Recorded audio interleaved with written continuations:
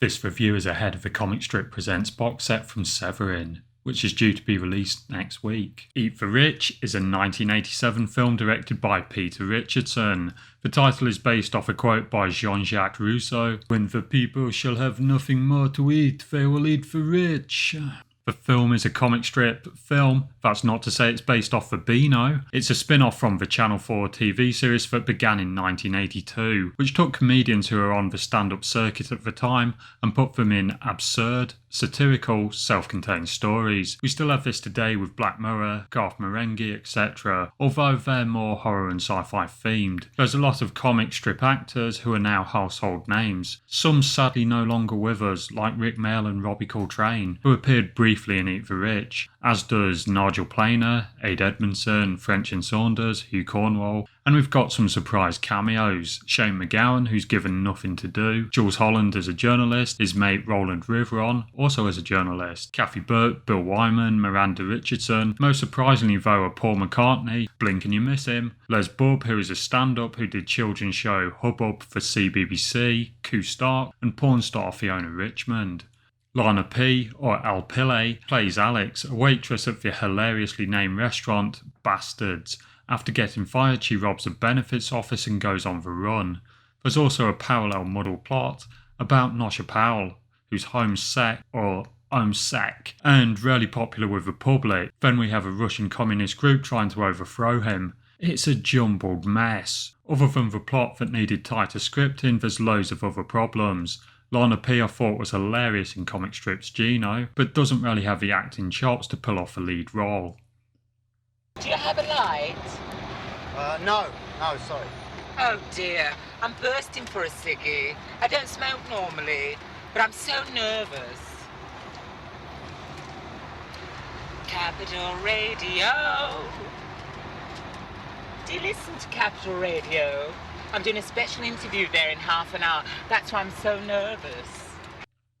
I can't help but think how much better Gino is, which has a similar Robbers on the Run plot, with Keith Allen and Jennifer Saunders in lead roles. Also, I don't know if Nosha Powell pulls it off. He was chosen because Richardson knew the stuntman and boxer would hang off a helicopter or a chopper. He's got a lot of charisma with his Cockney hardness, but how much better would this be with Robbie Coltrane in the same role?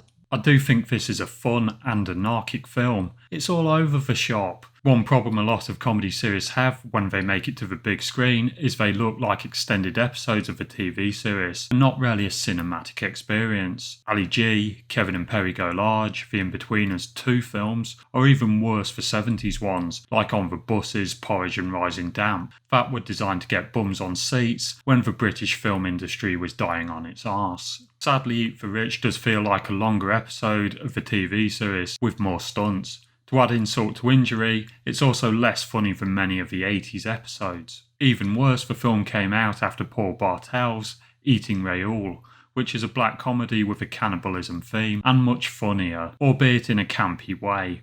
Also, Cook the Thief, His Wife and Her Lover, worst title ever, came out 2 years later and was a huge success and is still critically acclaimed to this day, and also a satire on the greed is good Thatcherite government. Eat the Rich bombed at the box office, both domestically and abroad. Despite a smallish budget, it didn't recuperate its losses. Motorhead do feature on the soundtrack, and it's a great soundtrack which had its own release. Link below. Lemmy and the band also feature as cameos, and Lemmy puts in a restrained performance as Spider.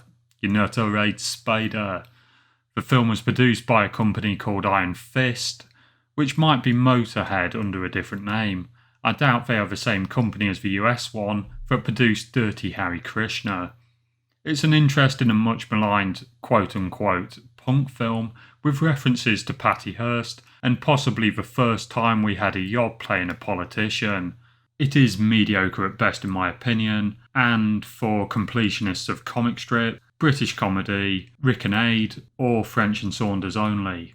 I really wanted to like it more, but I was seriously underwhelmed. Peter Richardson also directed Churchill the Hollywood Years, which is absolute pants. And he also directed The Pope Must Die, or The Pope Must Diet as it was known in the US, starring Robbie Coltrane, which I actually really do genuinely enjoy.